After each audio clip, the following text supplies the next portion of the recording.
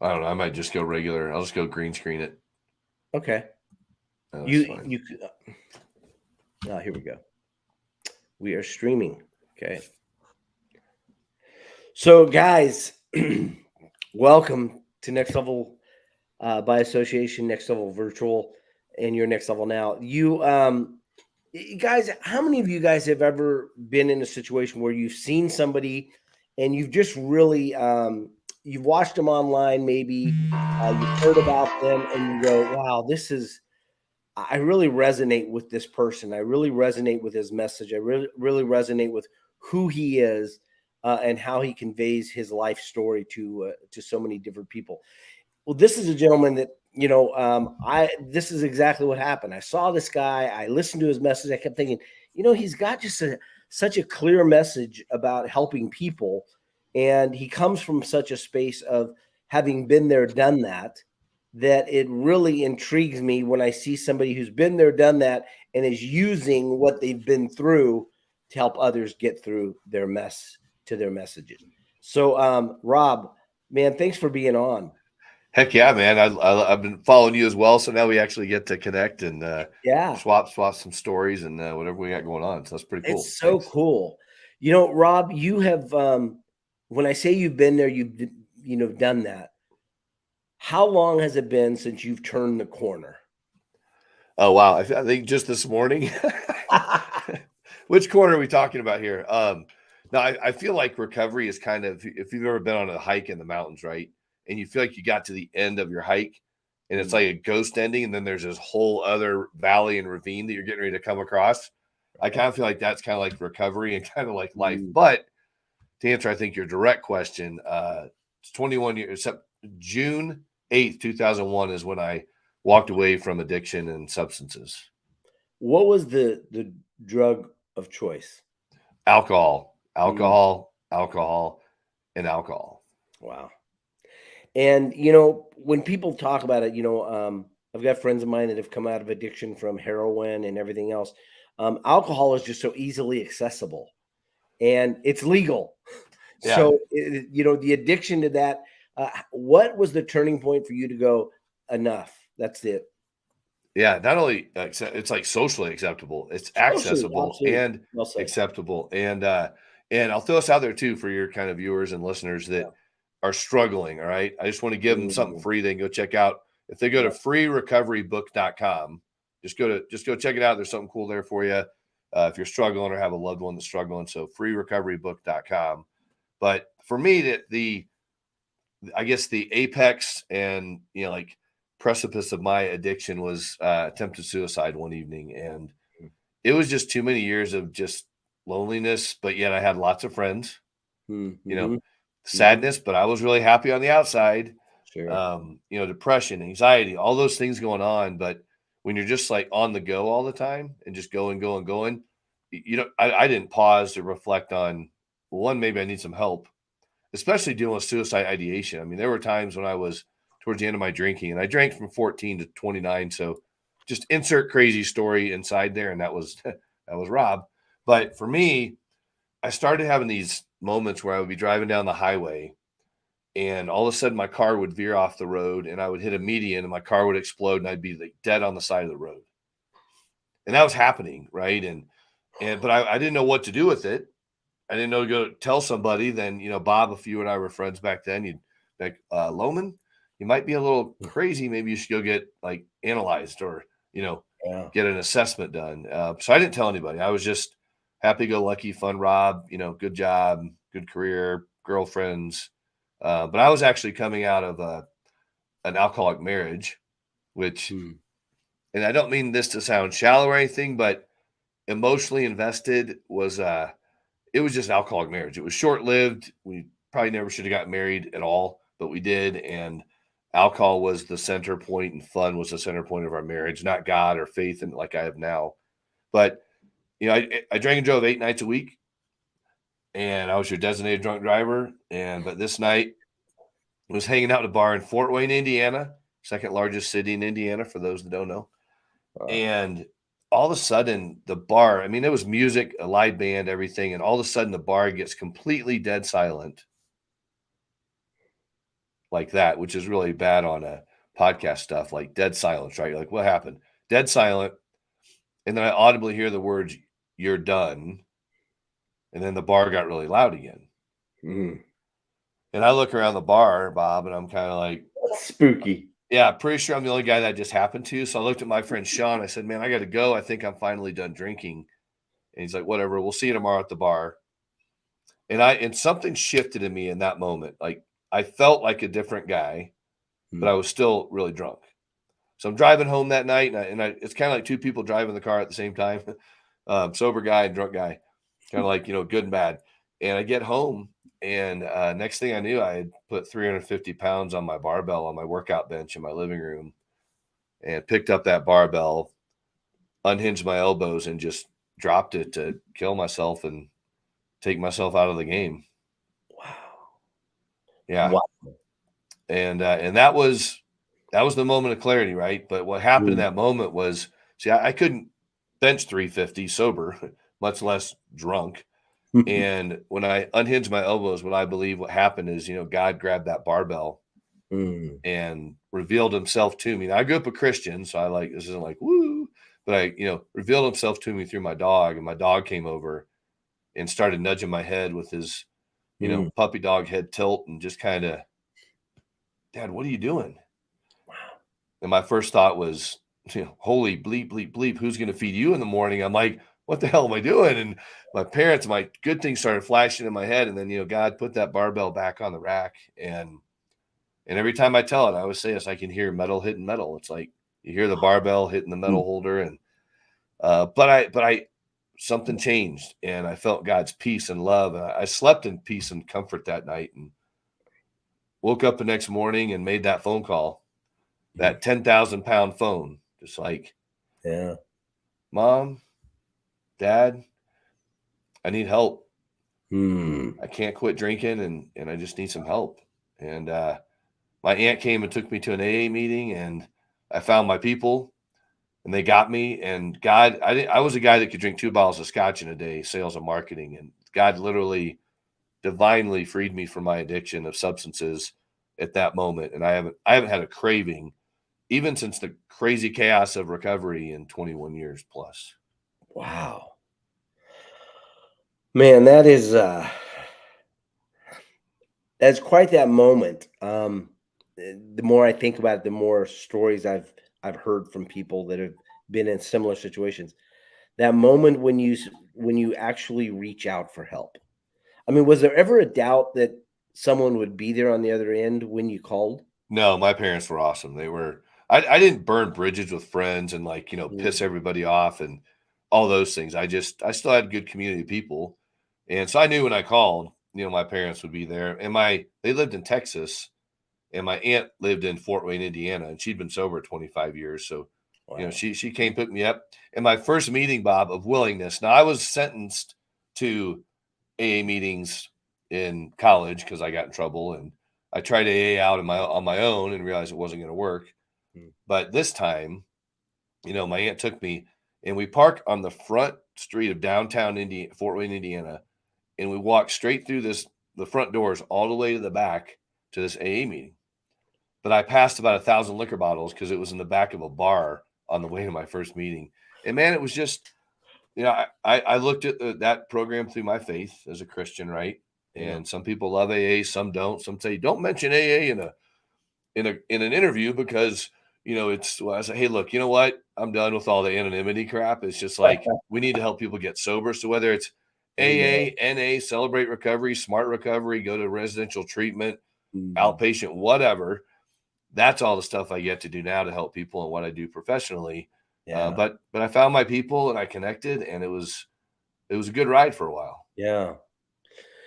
The thing I want to just stay on for a minute longer, because I think there's a lot of people that are maybe near the end, but they don't feel like their mom and dad or somebody's going to be there on the other end of that phone. So they're reluctant to pick up the phone. What do you say to that person who maybe doesn't have that kind of relationship with their mom and dad, and they're at the end, but they're not sure that anyone's going to be there if they fall? Wow. Well, there are millions of people that are there for you. And I'll just tell you again, whether you like AA or not, It's around the world. Yeah. And you can literally go to look it up on your cell phone, or just go to a local hospital and say, where's Naomi, or something. Call Mhm. the police department and say, hey, I'm trying to find a recovery meeting. They might know, may not know where they are. But there are people, when you walk in and you say, hey, my name is blah, blah, I'm struggling, I might die, dude, they'll surround you. And then you figure out your pathway you want to go for recovery and all that stuff. But if you're in dire need, you can go to the hospital and tell them you're detoxing, you need help. Yeah. There's a lot of resources out there, and I know it feels alone. I mean, I had a lot of family and friends, but I felt alone. Yeah, let's talk on that because you mentioned you had a lot of family and friends, but you were feeling very lonely. Um, what do you think is the precipice for that?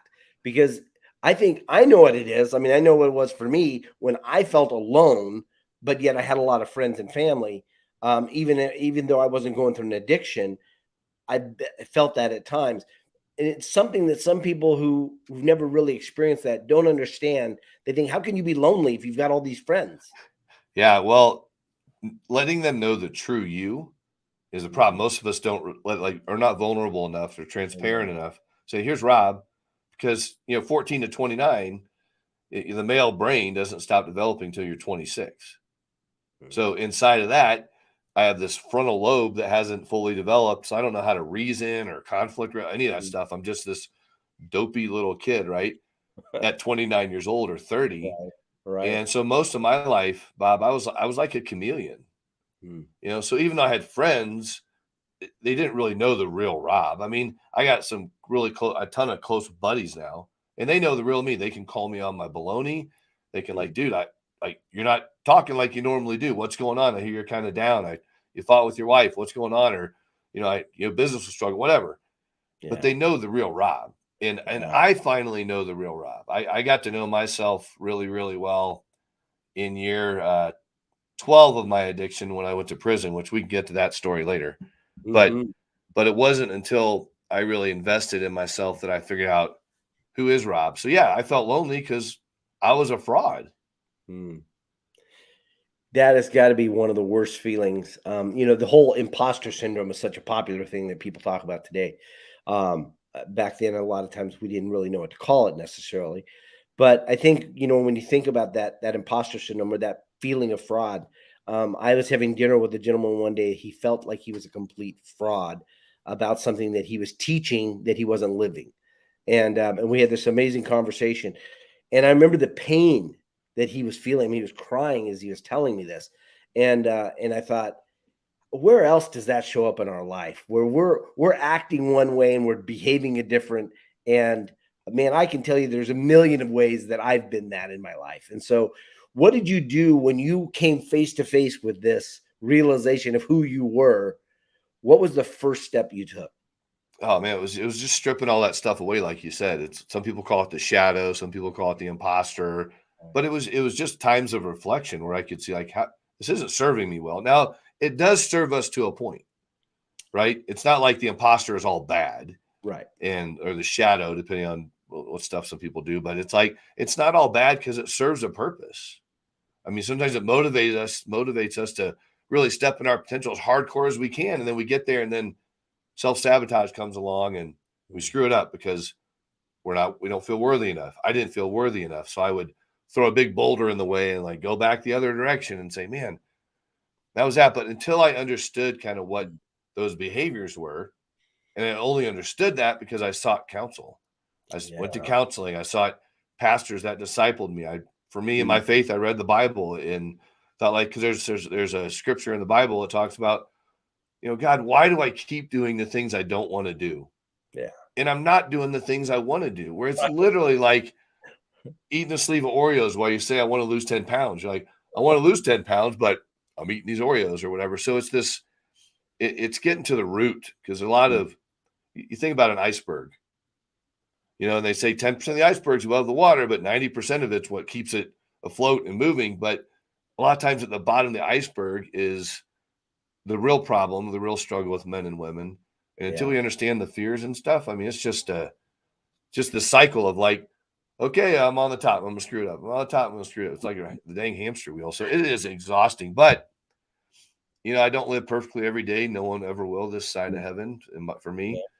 yeah. And but I just got to step into that. And now when I see that imposter guy showing up, I don't let him stay around as long. He's just kind of like, oh, there Mm, you are. Not today, buddy. Like not I have today. this a bunch of messages up here that tell me who I am. When I start acting the other way, I'm like, I don't believe that anymore. Mm, But mm. I believed it a lot from a lot of my life, really. So you say you have those messages. Where are they kept? Right here. I mean, if okay, I'm pointing to the camera and they're right here. And Awesome. it's just the Awesome. truths about who I am and my Yeah. faith. Because when I start, there was something you said earlier I was thinking about. It was oh, feeling like you're a fraud sometimes. Because I speak to a lot of men's groups and Mhm. programs, everything about hope, identity, and purpose, and just kind of share a message around that. And so many people are lacking hope that they just are depressed and full of anxiety. And so many people lack purpose that they're just sitting around eating bonbons, watching Netflix, binging when their potential is over here and they're ignoring Mm, it. And then the core of that is this identity thing. And so when I'm acting out of accordance with what I believe, I feel like a fraud. I'm like, I just spoke to all these men about hope, identity, and purpose, and it was authentic and true from my heart. mm. Sure. But the great thing is that when I speak about that and I'm acting out of accordance with that, that's what we're all feeling a lot of times during the day. Whether you believe it or not, we can convince ourselves that we aren't that. And so I love talking about that kind of stuff. It's a lot of Yeah. fun. I think it's so important, especially, I mean, and I hate the thing, especially women or especially men. I think it's for all of us, right? We all need that.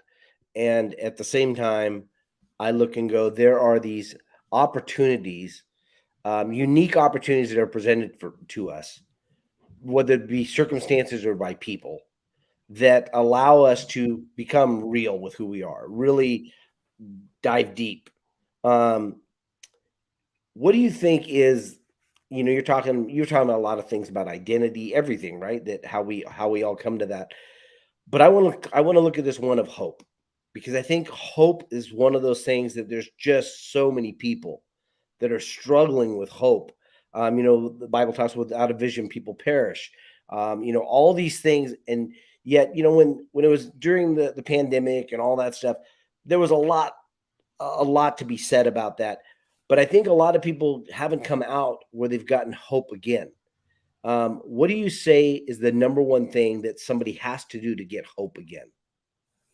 Oh wow. I think it's like looking at your priorities because we can look at all these other things that are going on in the world.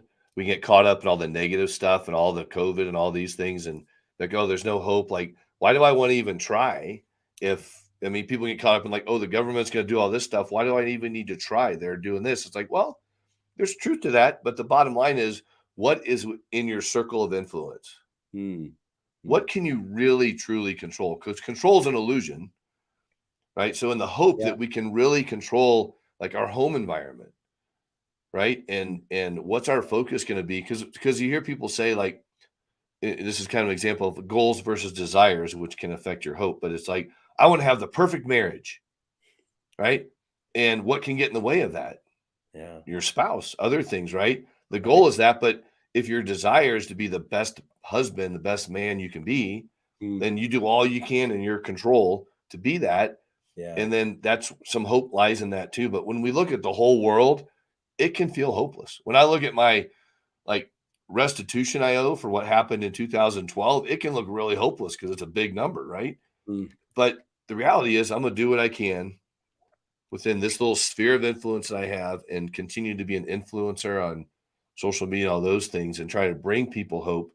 mm. And I think sharing stories is a huge deal, which is partly why you probably do what you do. Yeah, And I absolutely. do, and I do podcasting because when you hear people coming out of the depths, it's like, man, I'm not alone. I'm not destitute. I'm not boom. But so I think hope comes in like where do you put your focus?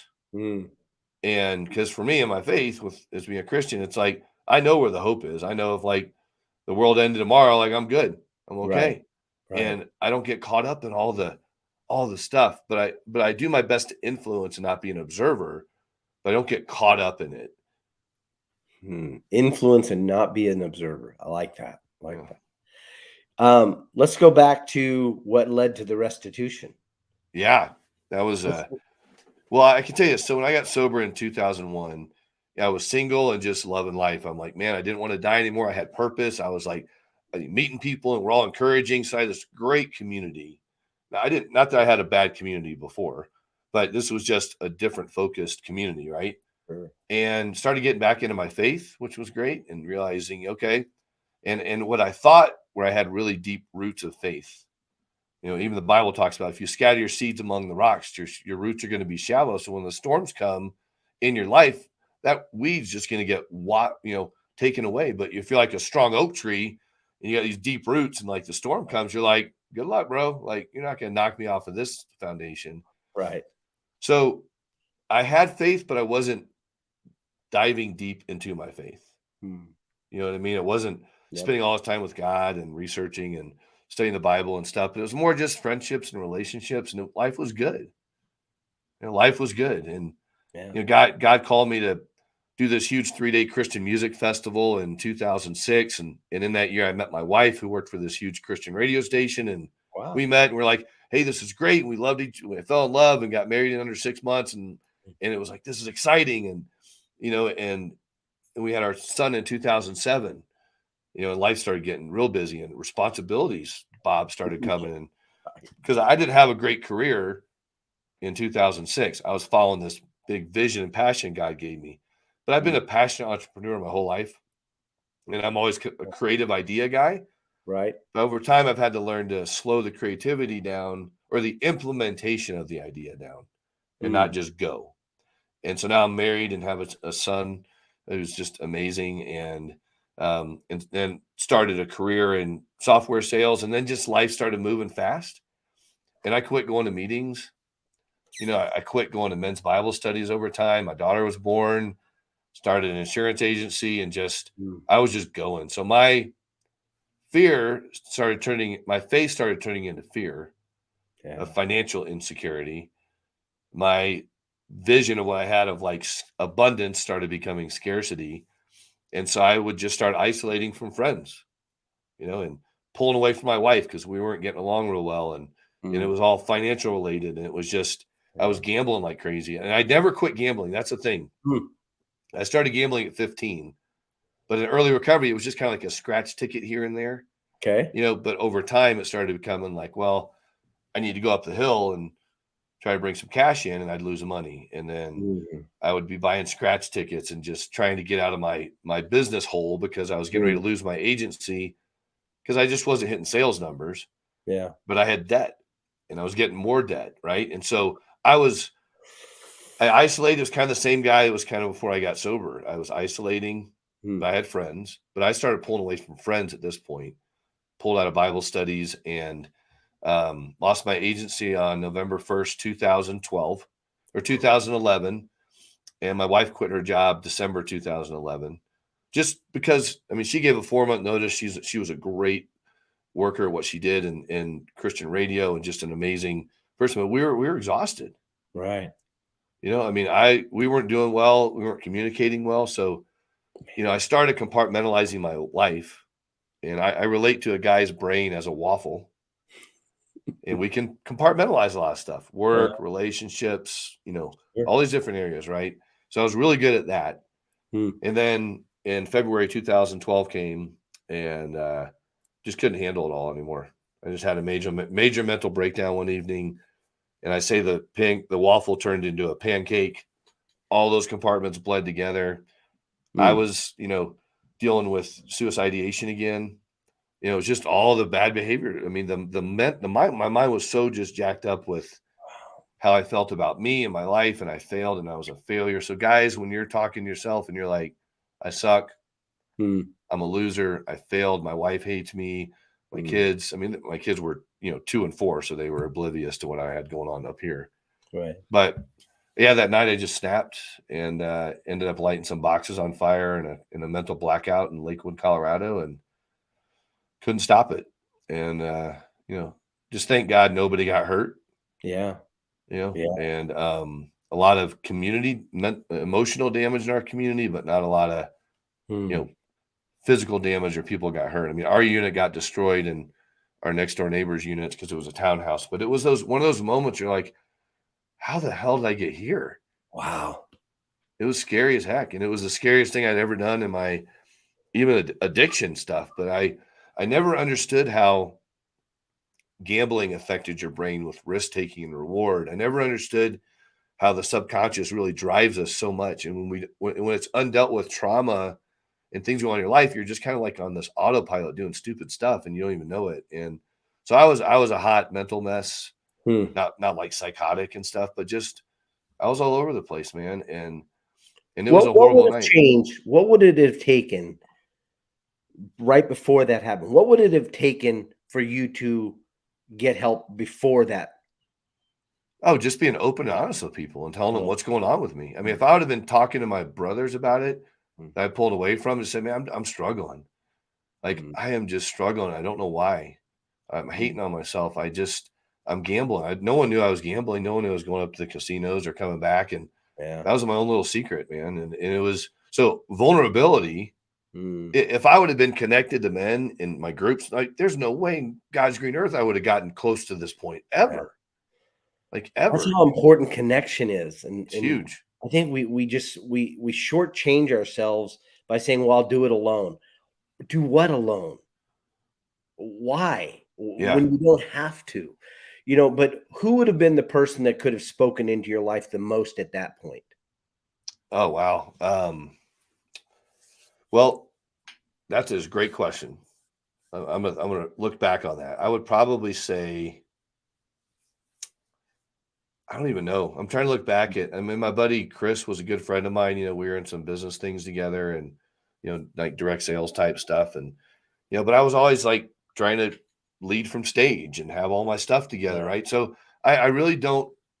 I didn't let anyone into that point. Mm, mm, I mean, because I yeah. wasn't drinking or drugging. I wasn't like wild. I had my own little gambling secret. So I don't really know who could have recognized I was even in that Mm, space because I was isolating from people yeah. and hiding out in my insurance office and just like and right before that I really don't know. My wife couldn't have spoken into me, Yeah. because we were kind of arguing about life and finances and I couldn't be honest and vulnerable with her because she didn't know about business debts and things. So yeah, nobody really.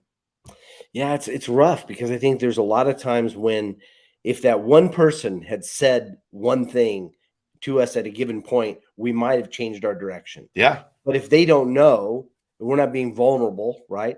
And I think one of the things I've always suggested because I know it's worked for me in the past is, you know, pick two or three people that are your speed dial, right? Yeah. And you know that no matter what goes south, these are the two or three people I'm going to say for sure. You don't know what's going on inside of me, but I'm going to tell you right now. And when I've done that, it's benefited me. But I've far too often not done that, and I've paid the price. Yeah. So I definitely feel that. Yeah, well, my Um, buddy Brad, and I love sharing this to your point exactly. Even if you are being open with guys and vulnerable, my buddy Brad, mom mentioned to me one time we are having coffee down in Castle Rock area or something, and he goes, "All right, Lohman," because I was getting honest with him. He goes, "All right, man, what's the last 10%?" And I go, "What do you mean last 10%? I just told you." He's like, "No, what's the last 10% you're not willing to tell anybody?" mm, And mm, that always resonated with me because I'm like, man, we all got this little thing, yeah, especially with addictions and the work I do with interventions and coaching and stuff. And you're working with families. I say, hey, man, I mean, you can BS me all you want to. I'm still going to go home sober and sleep in the bed with my wife, and my kids love me, and I got a good business and a house and dog. Like you're living in your car, you're on the streets or whatever. I was like, whatever you're not telling me, that's yours, and that mm, might kill you. So if you really want to change, if you really want to get help, when I'm telling guys even going into residential treatment or a program, I said, man, you're going to get help. Let it all out. If you got raped or molested when you were a little boy and you've never told anybody and you're 58 years old and you're holding it in, get it out. mm, If your dad told you were an idiot, you're never going to grow up and be anything and you believe that your whole life, get it out. Like this is your time to take inventory yeah, and get it out and then you can deal with it. But if you're holding back that last 10%, 5%, whatever, that's the thing that might kill you. Yeah. Yeah, man, I agree with that so much. You can give 90% and still die because of the 10. Oh, Yeah. so true. So true. You know, Rob, you've experienced a lot of life, but now you've had this opportunity to really experience um, a better version of life, and you're able to express this to other people. How do you share? How do you go about sharing with somebody who's in the midst of the hell? Maybe they just got arrested. How long did you have to serve? Well, fortunately, when I was getting sentenced, it was 2 years to 56 years is what I was looking at, was the Jeez, range. 2 years of work release to 56 years in prison, holy cow! right? And thank God, through the end of all that, I only spent really 10 and a half months in prison on a 13-year sentence Wow. and 11 months in a halfway house. But while I was in prison, like, that was when I figured out who Rob was. Like, I studied, I read, I learned about who I am in Christ and what Mm, my faith says about me and like what God says about me. Because all this other stuff, right? My spouse, my job, you, the clerk, whatever, they can all say something that could derail me. yeah. But if it's not true about who I am, then it's false, Yeah. right? And when I Yeah. really, that's the whole identity thing. When I really believe who I am, it's like water off a duck's back. Like, it ain't true. So why am I going to entertain that fact when someone says, "Dude, you're such an idiot"? It's like, no, I'm not. I'm a child of God. It says right here, I'm a work in progress. I'm his workmanship. But Love. do I do idiotic things? Oh yeah. Mm, But I'm not an idiot. right. Do I do like things that aren't sensible sometimes? Sure. But I'm not an insensible person, And it's like, Mm. I don't think I've ever even used the word insensible. Is that even a word? I don't I know, think it but it is. sounds good. We're gonna run with It it. is now. We're running with that one. It is. But it was, so being gone and then having to earn my freedoms back, right? And I mean, that was it, having to earn my wife's trust back, because What she was went that through like? all. What was that like? Yeah, well, she had so Jen had to go through all of her own exploratory stuff and really tune out friends, family, and just like really just sit with God and like, God, what do you want me to Mm, do? And it's not this simple, but it's kind of like, there's the guy that messed up. That's not the guy you married. That's not my son. So we've learned to figure out together. It's been hard. I mean, I haven't, coming out of prison, I'll be honest, I still had my own hurts sure. from the relationship that I never dealt with because you're not getting marriage counseling in prison.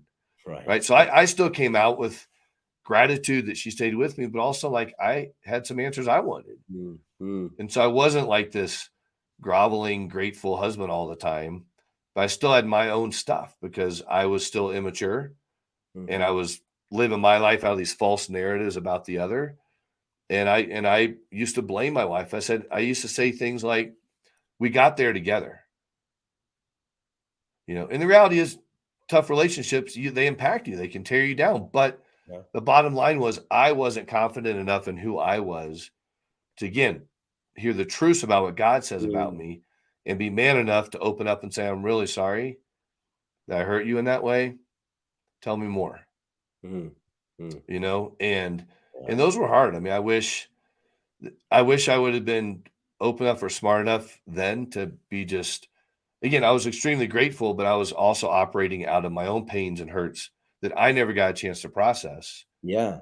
And then finally got to a point where we could process those and stuff and work out of that, right?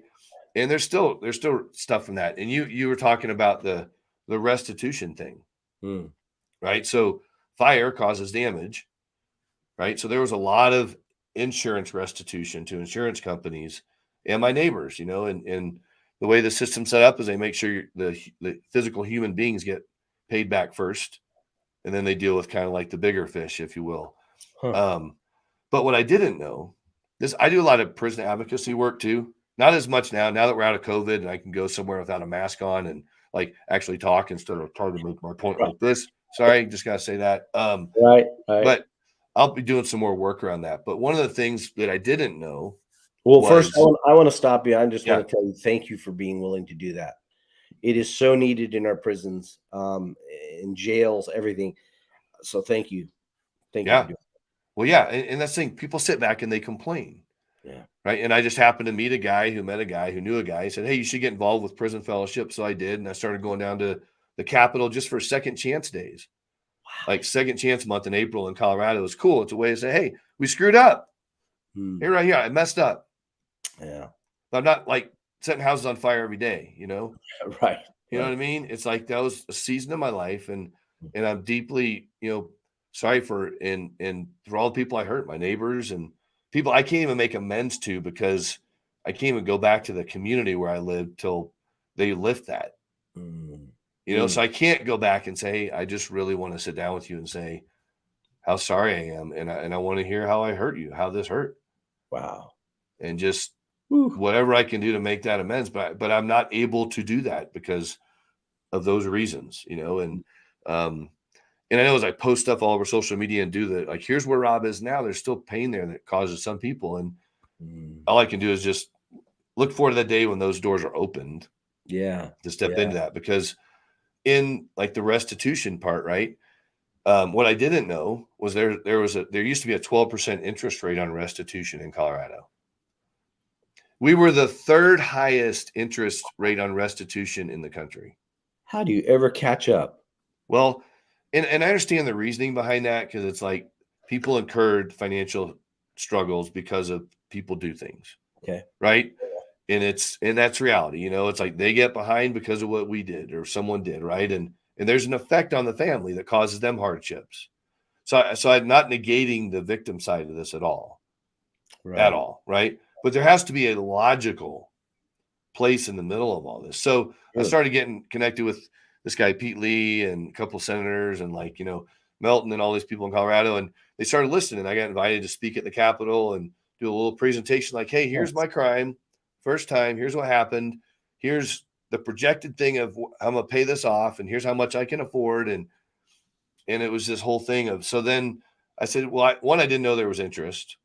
So I started meeting these people, and I started saying, hey, we need to make some change. Something that makes sense here. Right. And so in 2020, January 1st, 2020, this bill went into effect. It was a bill that got passed into law. And as Pete Lee says, it's because you spearheaded this. Like, you didn't quit. Wow. So for 3 years, I knocked on doors, and I'm not patting myself on the back. I'm just saying, if there's something you want to fight for, you got to keep fighting. Fight for it. Yeah. Just to be heard. Amen. Whatever the end result is. So in the end of that, we were able to get the interest rate dropped from 12 to 8% in Colorado. Okay. And people that are in prison or jails are no longer being charged interest, because they were being charged interest before. While they were inside the prison, they were being charged interest. So to your point, how do people get ahead? Yeah. Well, if you go in with $10,000 and you come out with 18, it's like, geez, I'm trying to get a job with felonies. Which again, guys and gals, quit using that as an excuse. You can't get a job because you got felonies. That's bull. There's tons of places out there that will hire you. Go start your own company, become a contractor, be ethical, grow your business, do what I did, start an intervention and coaching business, and just do it right, and it'll grow. So quit the excuses of, I got a felony, I can't get a job. You just got to work harder at finding the right job. So there's your soapbox for victims. Not of crimes, but people that committed crimes. It's like, woe is me, like, stay in the system. So, but there's more work to do, because currently I'll be paying off my restitution till I die. So I have more vision of what I want to do to get an end to someone that's doing things the right way. And at the end of a certain time period, people should be able to call it good and move on, instead of be under the umbrella. Like, I'm not under probation or any of that kind of stuff. Like, I'm a totally free man, but I continue to pay because that's what I did. Sure. So we could go on for hours with that, but that's huge. But I didn't just sit around and complain. I did something, and I found other people that agreed with what I wanted to do. And I'm just going to say, hey, Republican leaders out there that are hearing me, that are in office, I don't know why y'all aren't excited about trying to help people in this area, but the Democrats really are. So maybe we can all come together, Republicans and Democrats, and work together on some of this needed restitution and criminal reform. Yeah. Instead of being one-sided so much. So just saying that out there, since maybe someone's listening. Fair enough. Fair enough. Rob, you've you've experienced a lot. You talk about your wife. I mean, gosh, getting out and having to.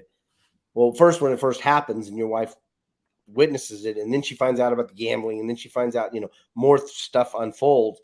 What was the turning point for her in her ability to forgive you, and then your turning point for you to be able to forgive her or forgive the situation for everything that had happened? Yeah, well, I mean, I can speak more clearly on my end, because I can't really speak for my wife because I know there's still hurt and pain there, Sure. right? And Sure. but for her, it was just being around godly women and Mm, working through it with her and God.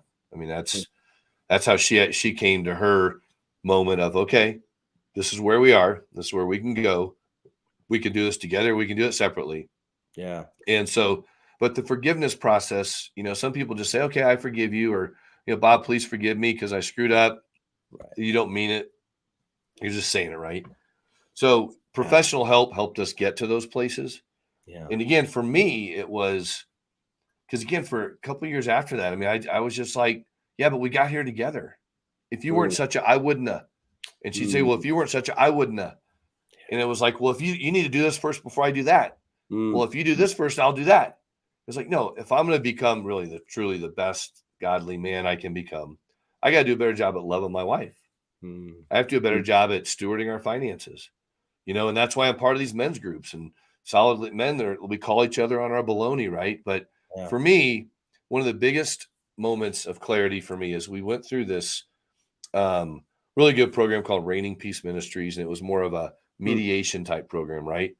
And it was 4 months of just it was counseling, and we never counseled together. Some people do marriage counseling a yeah. lot, Yeah. and it's like I feel like the therapist is just a referee. Okay, we'll see you later. And they cut you loose after an hour. You're like, we'll go work through it. We'll see you next Wednesday. And it's like, I'm pissed, when people walk out of this, unless they're both open. And Right. for me, the clarity came when I spent 4 months in this program. And we went, I think it was 2 hours a week for 4 months or 2 hours every other week for 4 months. I forget exactly, but they forced me to look at my side of the street only. I couldn't Mm, sit there and say, well, Jen did this. It was like, well, yeah, mm, but how did you receive that? How did you process that? mm, And I realized that both of us were living on these false narratives that we created over time in our marriage about each other. mm. And until I got to the point where I was like, okay, my faith just wasn't strong enough. And who my identity wasn't strong enough and who God says I was. So I took a lot of those projections to me on as my identity Mm. and started believing a lot of these things. Now they were just words of hurt and pain for just marriage in general, right? Yeah. But for me, I took them on as well. I'm just gonna not love you well, right? Mm. And then she takes on as you don't love me, and it was like, well, I was loving you, but not, and it's the cycle that It's a couples go cycle. through. I mean, that's Uh, why we're at 50% divorce rates in the country because we continue to work through this stuff. And I got to the point, it was this light bulb moment where it was like, dude, mm. you're 100% responsible for you. I am 100% responsible for me. Bob, you're 100% responsible for me. I see some comments in there. It's like, Jordan, you're 100% responsible for yourself. Flo, like we're all 100% responsible for ourselves. Right. And the way we respond to people, the way that we behave, the way that we hide things. And so I just had to look under a total inventory again. And I saw it. I saw like, wow, you can't blame anyone else for your behavior but you. Right. And I Right. was like, dang, now I got a bit, now I'm responsible for that. So I just took 100% responsibility for all my little immaturities. And, Mm. but again, going through men's groups, I go through this group where there's 10 men were amazing. It's called The Way here in Colorado and Mhm. led by Jeff Spadafora. And it's just a great group of guys. And we really are open, honest, and we're dealing with like how much God loves us. How do we love other people well? And Yeah. again, Mm. I don't do it well every day, but a lot better than I used to be. Yeah. It's I love the phrase that you use, the cycle. We go through these cycles, and you hear Tony Robbins talk about patterns, and Yeah. but these patterns that we've created, and then we try and get out of them with willpower, and patterns always win against willpower. Yeah. So it's this idea though that where you've been, you would think that you would have served your time when you were in the midst of your addiction. Yeah. It was after the fact, after you had already been sober, and it came into this, but it was addiction of a different kind at that point, right? Yeah. It was a lot of just, yeah. Yeah. It definitely was. And probably a shame and a guilt and everything else that compounds that. What do you say? As we're running out of time on this, what do you say is the precipice for someone right now to get help and to stay getting help? Because I think it's one thing to get sober and to stay sober is a different thing, right? So maybe that person's going, okay, I'm in I'm getting help, or I need an intervention right now. I got to do something. Or maybe they're like, I'm good. I think, hey, that was in my past. I'm good now.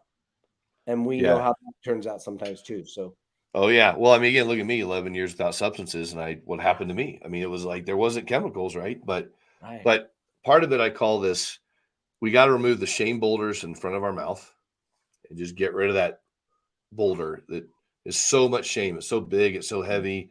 We can't roll it ourselves, right? But it's just there. yeah. And because that sits there, we don't get help, Mm-hmm.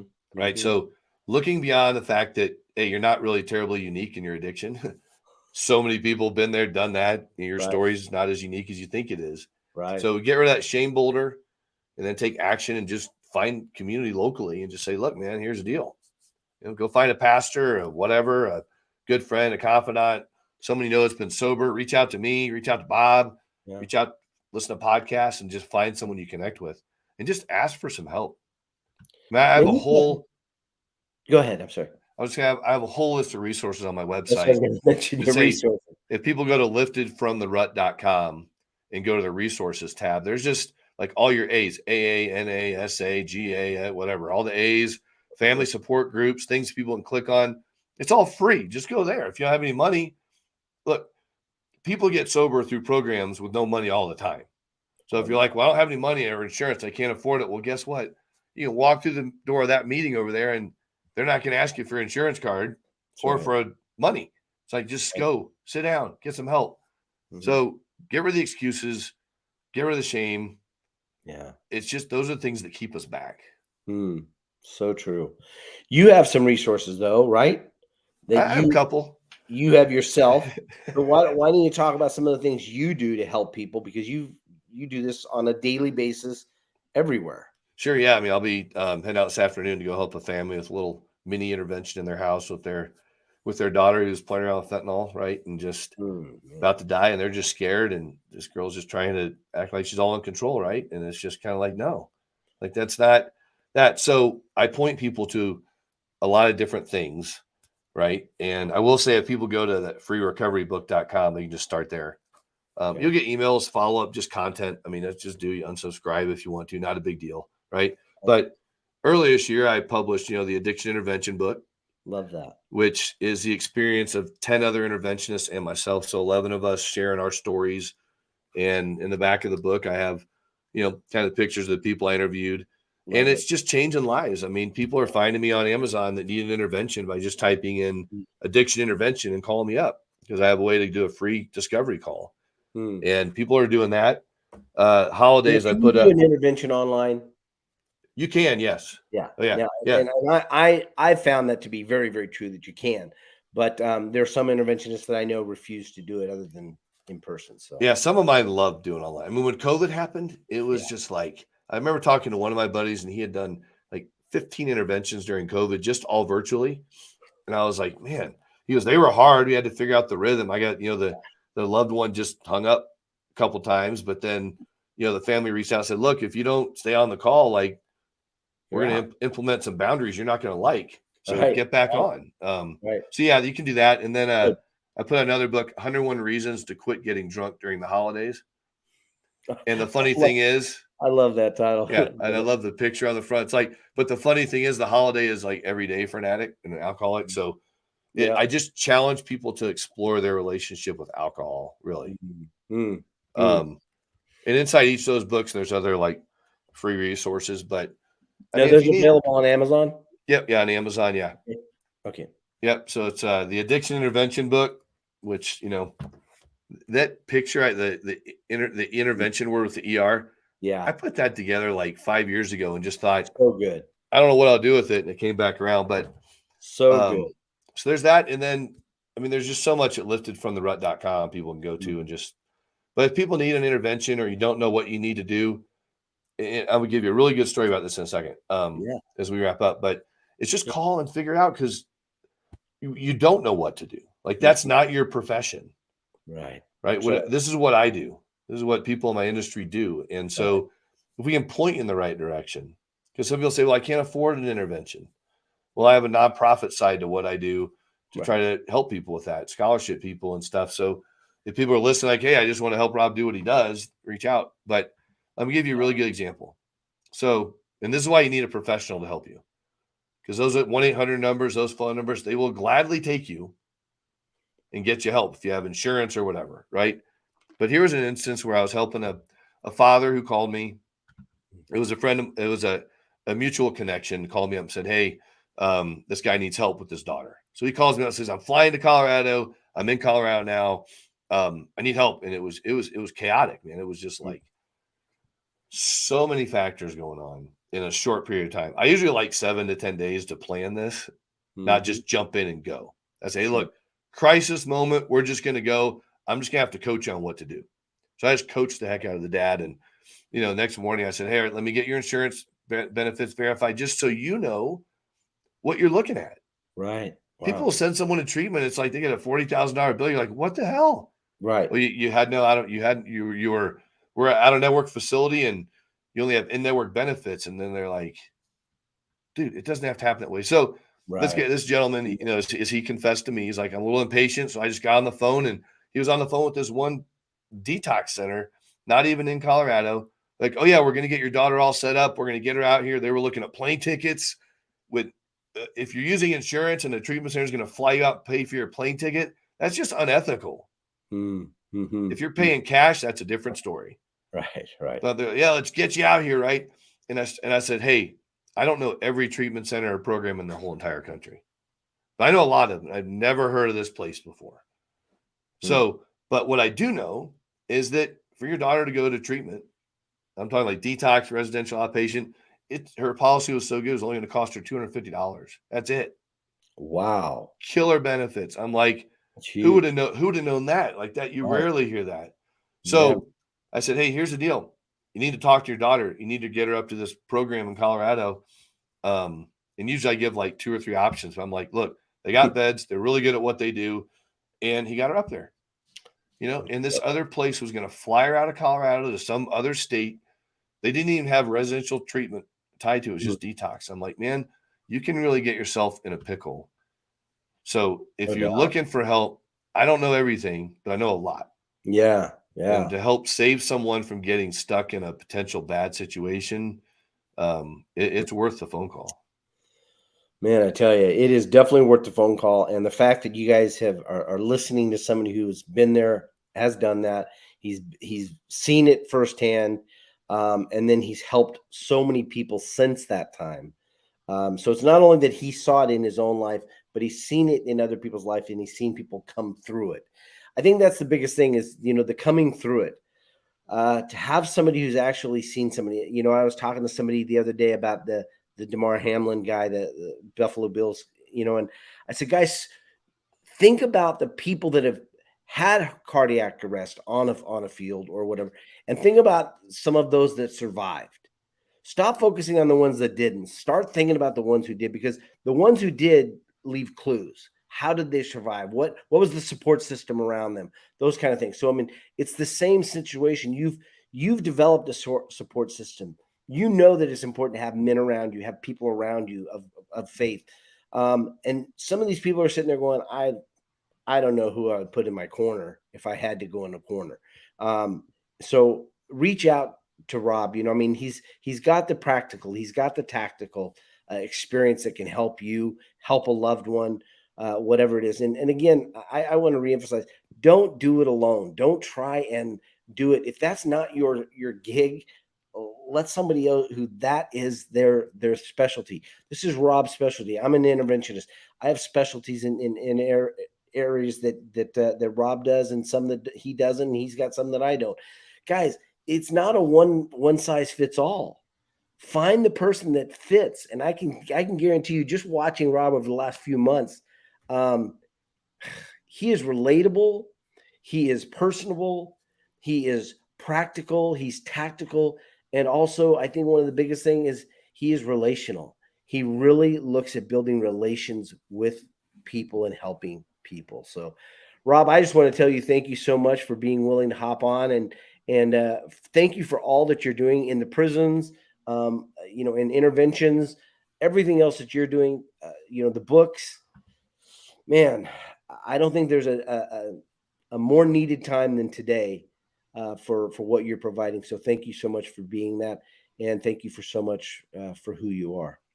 You got it, man. Yeah, you gotta make sure you email me your address and I'll mail you a copy of the book. How's that Oh, sound? thank you. We'll Yeah. do that. So, guys, stay put, Rob, and we'll close out. But thanks, guys. Get out there and make it a great week and enjoy your next level.